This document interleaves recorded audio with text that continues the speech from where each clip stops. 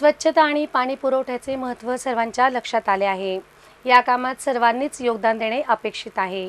स्वच्छता आणि पाणी पुरवठ्यासंदर्भात काम करणाऱ्यांचा प्रशासनाला कौतुक आहे, अशी भावना जिल्हा परिषद झालेल्या महिला दिनाच्या कार्यक्रमात व्यक्त करण्यात आली।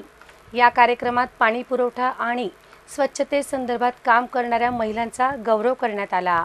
जागतिक महिला दिनानिमित्त जिल्हा परिषद सभागृहात कार्यक्रम झाला। यावेळी आमदार मंजुळा गावित, मुख्य कार्यकारी अधिकारी विशाल नरवडे, अतिरिक्त मुख्य कार्यकारी अधिकारी चंद्रकांत पवार, पाणीपुरवठा विभागाचे उपमुख्य कार्यकारी अधिकारी प्रदीप पवार, उपमुख्य कार्यकारी अधिकारी महेश पाटील, रमेश मोरे, कार्यकारी अभियंता मुकेश ठाकूर, गटविकास अधिकारी गणेश चौधरी, आर.डी. वाघ यांच्यासह अन्य मान्यवर उपस्थित होते।